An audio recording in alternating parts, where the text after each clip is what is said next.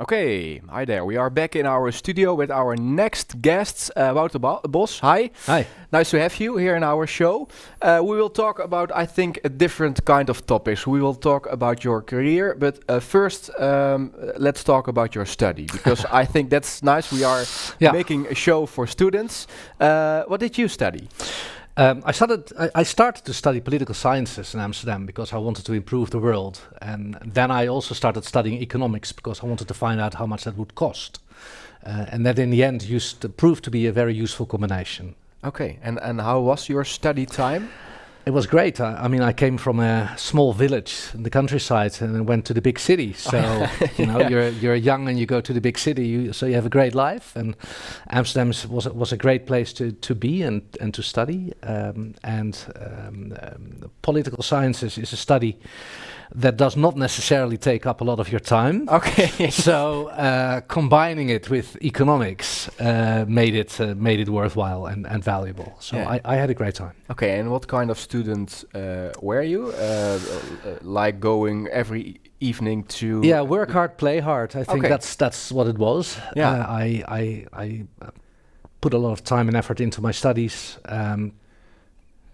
Got good results, but liked to enjoy student life as well. Did a lot of sports, stuff like that. Okay. Yeah, and also started to develop my interest in politics. So I slowly also became active in politics. Okay. For which party? That was a Dutch Labour Party. Okay, exactly. Okay. When you have questions about the study life of Wouter, please leave them in our chat, because then we can talk about that.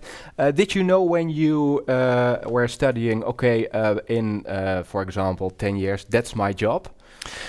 No, I wasn't sure. I come from a family where everybody was always very much politically interested. So my whole upbringing, there was a lot of political discussions. There was a lot of awareness about what's happening in the world around us. And at some point in time, I convinced myself that at some point in time I would play a role too. Yeah. But I wasn't quite sure when and how and what. And the one decision that I took at the end of my study was that it was better to look around in the world first before you actually take up responsibility as a politician and start to rule the world. Okay. You better know how things happen, why they happen, how decisions are taken. So that was my main reason to actually go into business and to join Shell. Okay, because that was your first job. Yes, I worked for Shell for 10 years in various countries. Okay, yes. And did you, before you start there, some internships at other companies? No, I didn't. No. I mean, silly enough, I was a student and I joined one of the practice days of ISEC, the association that was active amongst economists, students. And they offered mock applications with big companies. So I did a mock application with Shell just to find out whether I would stand a chance at all if I were to apply in real life. And the mock application turned into a real application. And that's how I ended up with Shell. Okay, and why did you choose Shell? Well, first, it was one of the most difficult companies to get into. So I thought, this is a challenge. I want to see whether I belong to that. Because it's a big company. It's a big company. There Worldwide. are high demands. But then if you're good and if you pass the test, you can get a very challenging career. So that's a challenge that appealed to me. Yeah. And I wanted to see whether I would fit in. And maybe there was a second reason as well. I was politically active for a progressive political party. And in progressive political parties, in left-wing political parties, people are not always friendly towards big business. Whereas I personally thought that big business is of value.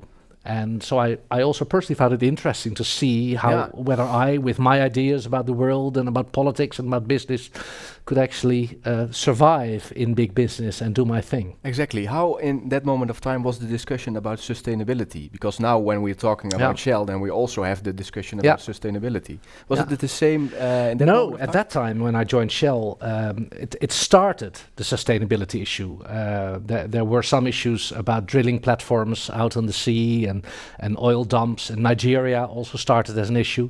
But the big issue at the time that I started with Shell was their presence in South Africa. And they were actually basically seen as supporters of the apartheid regime.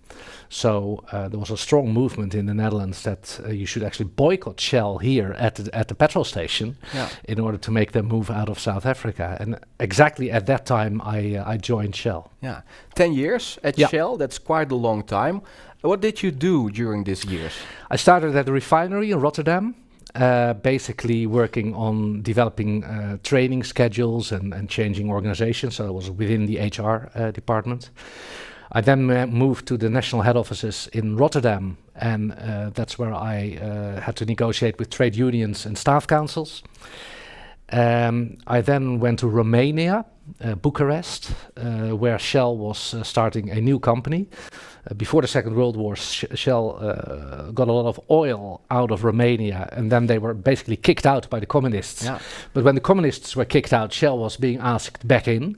So we moved back in, and I was responsible for getting houses, schools, cars, and all the practical mess that you have to organize when you move in with Western families into a non-Western environment.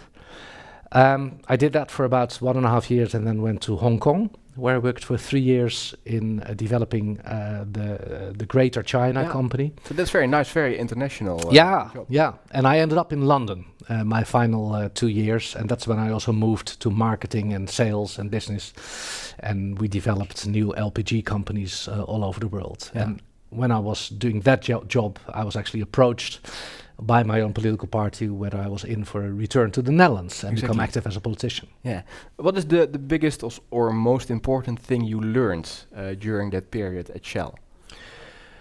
By far the most important thing I learned, and which is still of value and which was also of incredible value when I was in politics, is that you cannot take decisions on the basis of hierarchy alone. You need support. You need to work with people who support the decision you want to take. There's a cliche about government bureaucracies being complex and big business being efficient, which is not true. I know incredibly efficient bureaucracies and I know incredibly inefficient businesses. But both have in common that when you have complex processes and you have a lot of stakeholders, you cannot run an organization and you cannot take decisions by just saying, I am the boss and this is what we should do. Yeah. And Shell is so incredibly complex with so many issues you have to take into account and so many stakeholders that you learn that you need support and you need to develop support before you can actually get somewhere. And that was the big lesson I learned in big business. Exactly. Do you think you changed something maybe a little bit within that big company about policy or other things or the way they... No,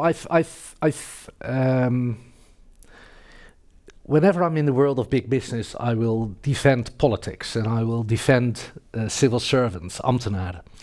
And whenever I'm in the world of politics, I'll defend big business and I'll defend entrepreneurs. So I think I understand both worlds and I value both worlds, and that has not really changed. Okay. No, I think there are a lot of cliches about each other, and I think that's not true and not necessary. Okay. And what is the biggest cliche about Shell, you think? Well, the biggest cliche about Shell is that it is a homogeneous entity, that everybody thinks the same, feels the same, does the same, but it was a company with tens of thousands of employees who all had views about sustainability, who all had views about politics, and who had all found their own way to deal with that. So, it's a bit easy to set it aside as the prototype of Dutch capitalism, and then think you understand what's happening in there. It's not that easy. Okay. Then your political life started, and we have a picture about that. We can show it to you. Oh dear. There it is. What are your thoughts when you are looking? The hair starts graying already. There, well, I was in politics in the end for about 12 years. And I'm one of the few politicians also in Dutch political history who has had the luck to be able to leave politics at a time and a moment and in a way that I've decided myself. I wasn't sent away. Yeah. I didn't lose an election and was kicked out, or that's what generally happens to politicians, which is tragic. So I had a great time. I could leave my own terms, but it is extremely hectic and extremely intensive. In Dutch, the best description I've ever learned about politics is: het is de mooiste hondenbaan die je maar kunt verzinnen. Yeah. So it's the best awful job you can imagine, and that's what it is, because you deal with incredibly complex issues. It is of great interest to everybody in the end. It sometimes requires high moral standards and incredibly difficult opinions to balance. But it's also very hard work. It's under a magnifying glass. There's little privacy. Yeah. Your Everybody's family is watching. dragged into it. So all that eats away from your energy and your health even. Yeah, and you also faced the financial crisis. That's right. How was yes. that? That was great. That was my best time in politics. Yeah, really? Not because of what There's a lot of tragedy in the banking crisis, of course, and people lost their jobs and stuff. And we knew from one of the previous financial crises in Scandinavia that a lot of leading players in the financial crisis ended up in mental health institutions or committed suicide. So it does something to you to be involved in such hectic circumstances, to feel that huge pressure. Yeah. So that's basically what we experienced. There were a lot of big decisions to take. There was no rule book that we could pick and read what we should do. It wasn't done before, so we had to take decisions not exactly knowing what the result would be, and knowing that if we were taking the wrong decision, that the consequences could be huge. That's a pressure that you can actually physically feel. Yeah. Then again, if all goes well, and in the end, I think we did save our economy, and we did save to a large extent our banking sector. That does make it worthwhile. Yeah. How does that period look like? Because did you talk a lot also with the companies and also with the politician part? Yeah, interestingly enough, one of the big mistakes that the banking sector made before the banking crisis was that they did not maintain relationships with politics. They felt the government should stay at a distance. We can rule this world ourselves. We don't need you. Stay away. We'll pay taxes if we have to, but rather not. This is our world. We don't want regulations. We can do. And then suddenly, it appeared that the bankers couldn't actually handle their own world. They were in problems. They were not competent in looking at risks. They were not competent in saving themselves. They needed the world of politics. But when they came to the world of politics for help, that was after a period that they basically told politics, we don't need you, stay away from us. So the relationship wasn't very good. Yeah. And, the same bankers that would that told me, stay away with all your regulations, don't talk about my high salary, now came to us and said, do you have 5 million or billion to save us? Taxpayers' money. So that was not a comfortable situation for the bankers to be in. And you can see that the generation bankers after the banking crisis picked up again, regularly maintaining relationships with government, with parliamentary politicians, because that was absolutely necessary. So I myself, as a minister, of course, also had those relationships, talked a lot with them. Was that difficult? The most difficult thing I found about talking with bankers was that you need them to save them. Even the bankers that made big mistakes, the bankers that earned way too much money, had bonuses that were disproportionately high. Because they are so important in the society. That's what they think, yeah. But even those bankers that made huge mistakes and that got their bank into problems would then come to me for help, and I would need them to restore the business again. You can't do that from the ministry. You need the banking sector and all the expertise that's there to help you out. Yeah. So you're depending on the same people that have actually brought you into that crisis to get you out again. Mm-hmm. And that is difficult, and that requires that timing in terms of when are you in the same team, mm-hmm. and when are you government, and do you say, look, sorry, this is your problem, not mine, and this is what I tell you to do. And that's difficult. And there were no rule books. There was we had to draft that all from the start. Yeah. What was your biggest lesson learned there?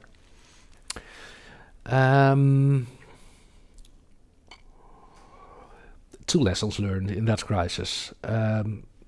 Maybe a few more, but one of them is that if you're in a crisis, it's much better, certainly if you're politically responsible, it's much better to overreact than to underreact. Mm. And there are two reasons for that. The first is, suppose you're held accountable for what you did during the crisis, and you have to explain why you did more than necessary. I would find that a much more comfortable position than if you, after the crisis, are held accountable and you have to explain why you didn't do enough. Exactly, yeah. So that's one reason why you should overreact. And the second reason is you can solve problems much better if you solve them once and for all straight away. We've had a few instances during the banking crisis where we thought we had saved ING, and then a second saving operation also was necessary. That's extremely confusing for financial markets. So you have to have definite solutions, save them with one big intervention rather than with a series of hard to forecast interventions. So that was a big lesson. And the second big lesson I learned, especially in the financial system, is that you never waste a good crisis. A lot is possible in terms of changing the system when there is a crisis. When the whole world was in crisis, suddenly things were possible at the political stage, also internationally, that were never possible before about regulating financial markets, because everybody felt something needed to be done. Mm-hmm. And about 6 months later, the crisis wasn't that severe anymore, and the whole will to actually take radical measures already dropped. Mm. But you made some new rules for bankers, right? About the rules and the money they have to... the salaries, the bonuses, the test that they've got to go through before they can actually take up responsible positions, the size of the bank, all that. Yes. Was it a good choice? Well, it was necessary. It probably wasn't enough. Cynically enough, within 6 or 12 months after the depth of the banking crisis, the banks already they felt things were moving back up again because they were saved, and they already fell back again in their old position of saying to the government, "We don't need you. Why all these regulations? We've learned our lesson ourselves." You know, and I think that some of the measures that were taken at that time were not as effective as they could have been had we seized the moment of crisis better. Okay, now we have the same situation, a different crisis, but you heard the same things about never waste a good crisis. When you compare the financial crisis with the corona crisis, what do you see? Well, it's a very different crisis. In the financial crisis, one essential sector was at risk, and we knew that if the banking sector would actually fall through the bottom, then the whole economy would be at risk. In the corona crisis, the economy is not at risk. It's just at a very low level of activity.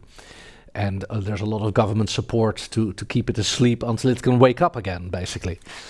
So that's a different type of crisis. The difficult thing about this crisis, of course, is that there is a balance to be struck between health risks and economy risks.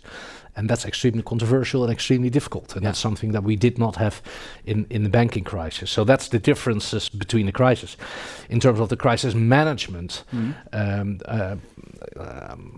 I've chosen over the past year, not to go public with my views, because I understand that politicians right now, they're very busy. They do what they can. It's very difficult because one tells them to do more, another tells them to do less. Was that the same in the financial crisis? Yes, that was absolutely the same. But there are a few basic things that I see where I think that really could be done better. One of the basic laws, for example, in crisis communication and crisis management, is that it's much better to communicate that things go better than expected than to communicate things go worse than expected. So whenever you have to call for dates, for example, about testing or vaccines, you should be conservative in what you communicate, so that if things go better, you've got something positive to communicate. Over the past year, I think we've seen exactly the opposite. Every time dates were communicated, and then the news turned out worse again, and things were going slower. Now, those are, I believe, very basic mistakes in how you should run a crisis and communicate about it. Good lesson. Let's take a look at the incoming questions. Thank you very much, Quinten, because you asked a question about the workload of a politician compared to working at a company like Shell or InvestNL. We will talk later on about InvestNL.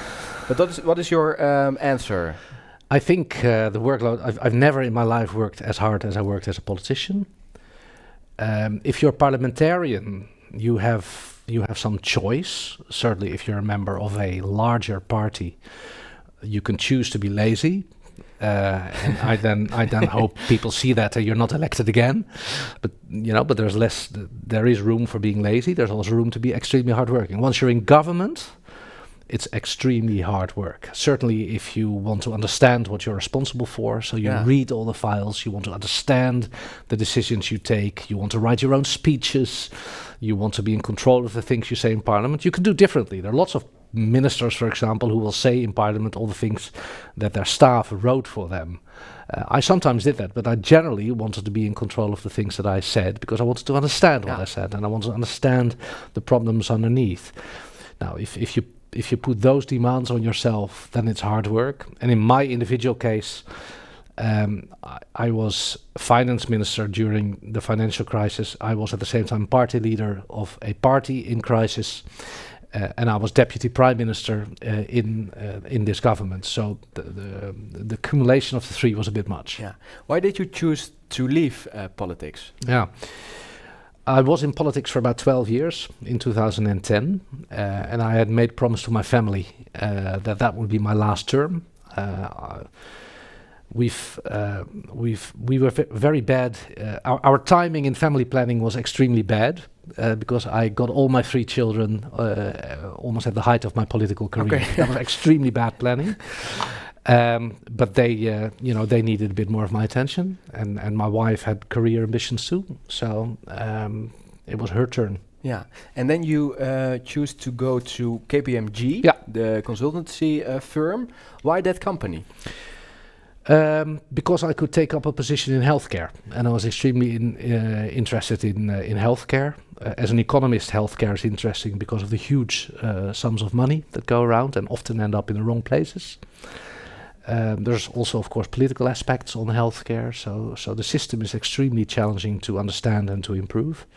And I was able to lead the KPMG consultancy service on healthcare. Yeah, and I think Jan-Peter Balkenende did the same because he went to EY. He went to EY, but he then chose more to go towards sustainability. Yeah, that's what he did. Exactly, but that's funny. I think that you, after politics, choose for working for a consultancy firm. Sometimes the consultancy firms assume that you can open doors that they can't open themselves. Because of the politician life. Yeah, so certainly in his case, of course, he had at the highest level, he had contacts. So maybe that's also a reason for EY to ask him to join. My experience is that many of those contacts, well, maybe they're good for you for 3 or 6 months, but not much longer than that. And I myself wasn't interested in, how old was I when I left politics? 47 or so. I wasn't interested to lead the rest of my life just opening doors for others. I wanted to be back in business again, basically. So I wanted to really get into new stuff. Exactly, because you stayed 3 years at KPMG, and then we can take a look at the next picture, because that's about your life after KPMG. Yeah. What can you tell about this period in your career? I think this is after the whole hospital. I was leading the University Medical Center of the Free University in Amsterdam, which was flooded at one particular day. And that was a bit of crisis management, of course, that I enjoyed very much. The hospitals flooded. All 500 patients had to be evacuated. That was an incredible day. And this is the day that they were allowed back in again, that our personnel was allowed back in again. 5.5 years in a great organization with very motivated professionals. Doctors are extremely expert in their own trade. They do not always care as much about finance and proper decision making, so there was some value to add there. by somebody with my background. And we wanted to merge because there were basically two large university hospitals in Amsterdam. And by merging the two, they would be leading in Europe and to an extent even in the world in some of the medical scientific fields. So that was my big job there. Exactly. And also health company again. Yes, it was healthcare. So my 3 years with KPMG helped to actually get into this. Yes. Yeah. But was there another lesson you learned here when you compared with the lessons you learned during your political life and KPMG life? Yeah.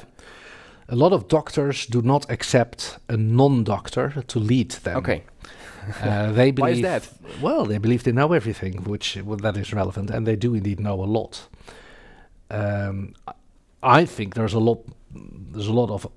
a lot of other relevant issues to take into consideration other than medical when you govern a complex institution.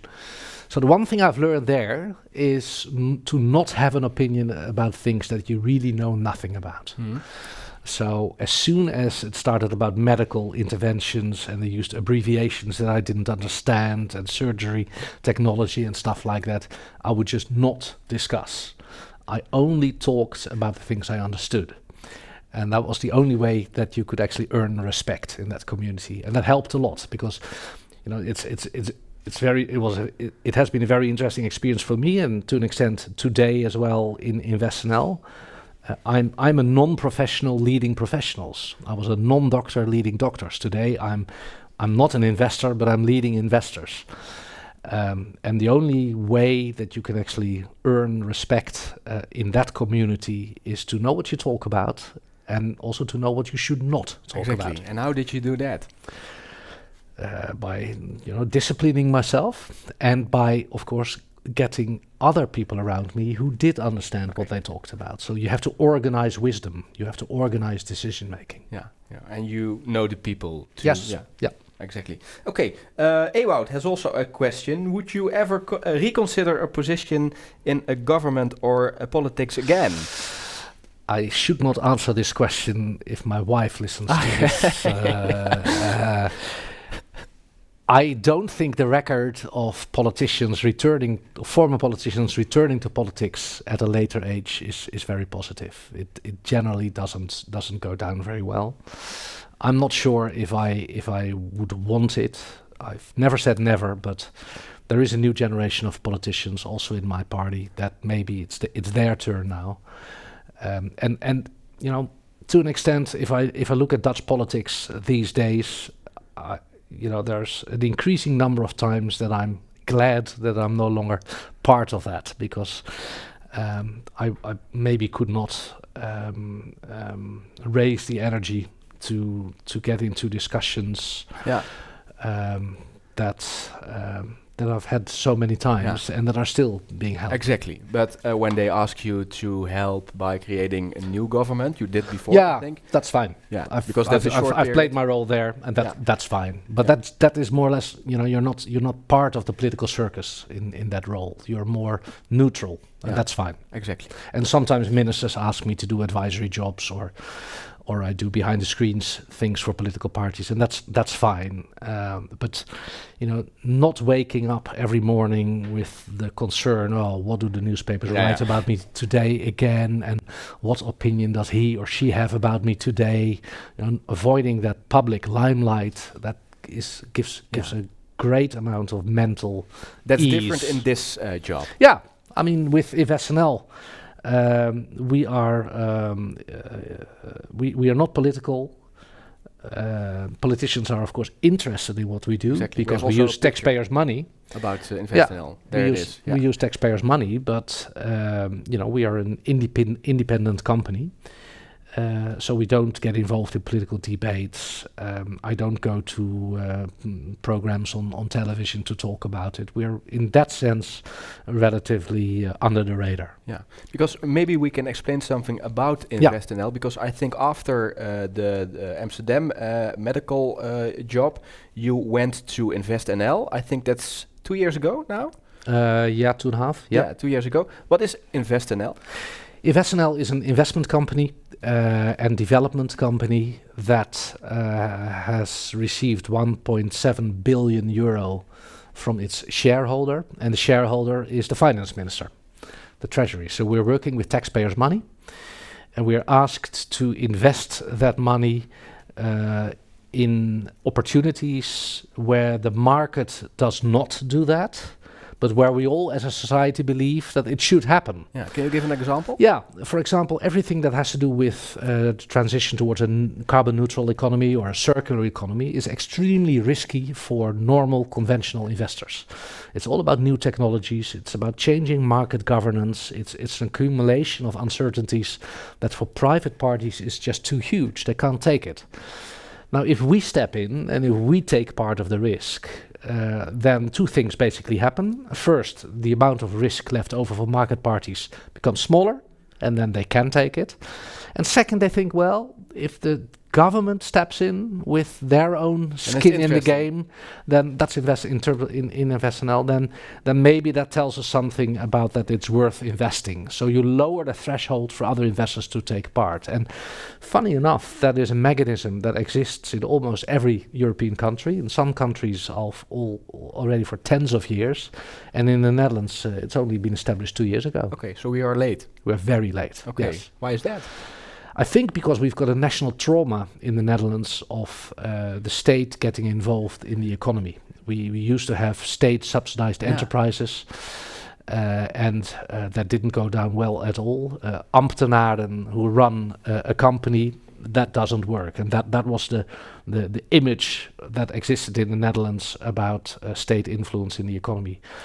So we need there is a whole different way of actually intervening in the company, not with ambtenaren, but with private investors organized in a private manner, but with public capital. Yeah, that was not known, and that's what we do now. Exactly. So maybe we need a different mindset also within the government. Absolutely, and we are all very much inspired by the work of an economist called Mariana Mazzucato. Yeah. Who has basically said it's a total illusion that all innovation and all entrepreneurship comes from the private sector. Look at the development of internet. Look at the development of pharmaceutical innovations. Also Facebook. It's all funded originally with public money in universities, for example, or in the army. Yeah. So the public sector and public capital are needed for innovation. Public sector is not needed only when the market fails. No, sometimes markets can only start because before them, public capital was put in when the market thought, well, this is too risky for us. Yeah. And that's basically the role that we're trying to take. Exactly. I did an interview with her a few weeks ago. Okay. And she told me, she has also a nice book, you can read it. Yeah. And she told me it's important that a government thinks a little bit like a company. Yeah. And she mentioned also the examples of Facebook and Apple in the United States. There's also a lot of money from the government, right? Yeah. And look at one of it's maybe a bit of a cynical example, but one of the most innovative countries in the world is Israel. Yeah. And one of the reasons that Israel is so innovative is because of the amount of money that goes into the army and all the research into new military technologies. Yeah. But that spins off in all kinds of other products that have got nothing to do with military, but is being used, for example, in all kind of deep tech sectors. Exactly. Which topics do you choose to invest in? Yeah. And how do you choose these topics? We profile ourselves as an impact investor, which basically means that we don't maximize our financial return. You know, we have to reach a sufficient financial return, but we don't maximize it. We try to maximize our social return. And for us, social return means the contribution we can make to the transition towards a carbon neutral and circular economy. So that means recycling capacity, waste reduction, CO2 abatement. That is how we measure impact, and that's what we use to select our investment opportunities. Mm. We had a keynote about blockchain before. Yeah. Is that also interesting to invest in? We've not invested in blockchain itself, but we have invested. I also heard the answer to the question about the power use of blockchain. Yeah. We do invest in technologies that reduce the power consumption in, for example, the chips industry. That's a huge problem. And for example, in the Dutch economy, the photonica sector is very strong. Yeah. and can contribute to a lower energy consumption of the IT sector. Yeah. And that's something that we do invest in. But it's extremely risky. All new technologies, competitors in Korea, Japan, China that you don't know, and still here you've got to put your money in, not being sure whether you're ever going to get it back. That's our business. Yeah. You also asked Jeroen Dijsselbloem to play a role in this story. No, we didn't. We didn't ask Okay. Jeroen Dijsselbloem. No. Okay, because that's another story, because he also gives the government advice where you can invest in. Yeah, there is a fund. Okay, that's different than that's investing. different than us. Okay. There's a huge fund, and that fund doesn't actually finance, Okay. but it subsidizes. So they actually give money and they don't want it back. Yeah. We only put money in and we do want it back. We accept the risk that maybe we don't get it back, but the business cases presented to us have got to give us a reasonable view on that it's at least possible to get our money back. But I think the topics where you invest in are quite the same. Some of them, certainly. They are also subsidizing innovation, for example. But for example, they're also subsidizing infrastructure, roads, railroads and stuff like that. And that's something that we don't do. Okay. Questions from you. Thank you for asking them in our chat. Julian asked, for the moment sustainability became more a thing. Has your opinion of Shell changed?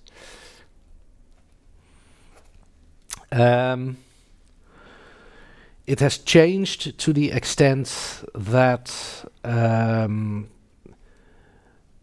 I am a bit disappointed about the extent to which they try to turn into a green company.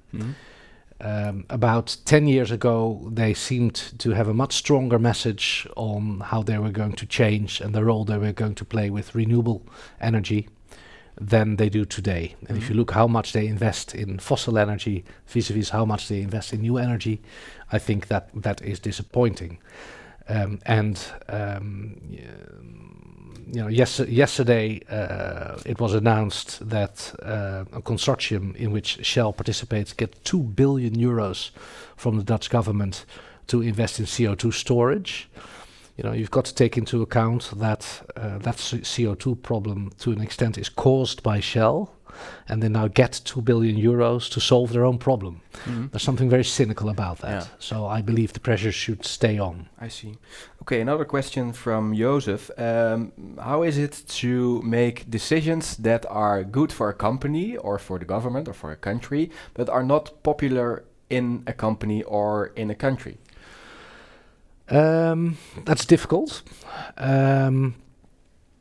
And it's one of the things that is, if anybody ever wants to go into politics, you have to ask yourself, can you handle criticism? Can you handle, even when you believe you're doing something totally right, if the whole world disagrees with you, can you handle that situation? That's very difficult. You try to develop an elephant skin and it never succeeds. So it always hurts if people disagree or if people believe you're seriously doing wrong. And sometimes you've got to persist and to understand when you have to persist and move on, and to understand when you better change and go for support is of course extremely difficult. But it's maybe the core of what governing, leading means. But how can you handle it? Because you are every time in positions. Well, I handle it always by organizing people around me. I've always worked with relatively loose groups of friends, confidentes, experts that I gather around me, and I just ask questions and I listen, and then say, this is what we do. But you have to make the decision. I have to make the decision. But I have this naive belief that if I organize a group of experts around me and 8 out of 10 tell me the same thing, then there's probably something sensible in what they say. Okay. Jelle, thank you very much for your question. Has InvestNL ever invested in Shell? No. Okay, and are there plans to do that in the future? Okay. No, but that's also because European state aid law prohibits us from doing that. Okay. Then another question from, I think, Julian and some other people. Yeah, Roel asked a question about the life after the question. We talked a little bit about the potential things after the crisis, because never waste a good crisis, right? Which potential things do you see in the future after the corona pandemic? as other crises. Yeah. Oh, I mean, one of them is of course slowly happening, and that's the climate crisis. And I think there is still an incredible change necessary in how we live and how we consume and how we produce. And the timetable towards 2030, 2050 is extremely tight. It can work. And I think our capacity to innovate is huge. I mean, we see things happening with Dutch entrepreneurs, which is just incredible what those new technologies can actually do. But there's never been an incentive to do it, because there was not a penalty on CO2. The fossil fuels were always cheaper. So why would you innovate? If we change that price incentive, then you reward innovations, and then an incredible source of energy comes loose, and that's great to see. And so I believe we have the potential to manage that crisis if we put the incentives right. Yeah. So that is the greatest crisis of the planet. Exactly. And do you also see things that changed after Corona? For example, the way students go to university, or the way we work within the company? Yeah. Well, we, for example, as a company, will be much more relaxed about people working from their homes than we were before the Corona crisis, because we now see it works, and it also has advantages. So, I know in the whole financial sector, there will be a greater amount of work at home and smaller offices. So that's something that should stay, and that should also reduce our mobility, our movements, and maybe also CO2 associated with that. So that certainly is a good thing. I'm not sure how, in terms of lifestyle and the risks of Corona, whether we'll arrive at fundamental changes, or whether we just now adjust in order to get through the pandemic and then fall back into old patterns. Okay, we will see. One last question from Quinten, I think. If I understand correctly, he told us InvestNL does want return on its investments, but do you make riskier investments than normal investment companies? Yes. That's the big distinguishing factor. If you look at the companies that we invest in, they all have ratings CCC or worse, which means that we have risk ratings that are not in the table. That's how risky it is. It basically means that 8 out of 10 investments will probably fail. And that with the 2 out of 10 that do go well, you want to earn so much money that you compensate for your losses in the other 8. That's our business. There are no other investors in the Netherlands that have that risk profile, so that's also where we add value to what's already in the market. In the US, for example, you do find investors that can actually afford to have this investing style, because they're so big. Yeah. They can. Their investment strategy is often called spray and pray. Yeah. So they spray money and then just pray for 2 out of 10 to go well, and that's how they earn back on all the losses. Now we are not exactly spraying and praying, but we do take huge risks. Yes. Okay, that's clear. My last question for each guest is: what is your key takeaway for all the students? Okay. To take first of all, I think economy and econometrics are great studies, because they give you analytical toolkits that can help you out in whatever job you're ever going to choose. So it's not just in business or in the economy, it's much broader than that. You learn to analyze, and that's great. So, be proud of what you learn. My second advice would be careful after you study. Be careful that you don't go generalist too quickly. I think it is of great value in your career if you first learn a trade, a job, a profession that you're really good at, before you go wider and wider and become more generalist. Because if you go generalist too soon in your career, then maybe at some point in time you will see that you understand a little bit about everything, but maybe not much about nothing, or nothing about much. But that's your story. That is one of the problems that I've encountered in my career. That maybe I've gone generalist too soon, and that's maybe also why I give it as a key advice to others. Learn a trade, learn a profession before you turn generalist. Okay. Thank you very much. Pleasure. Thanks a lot for joining us. All right. Hope to see you back soon. Who knows? Thank you.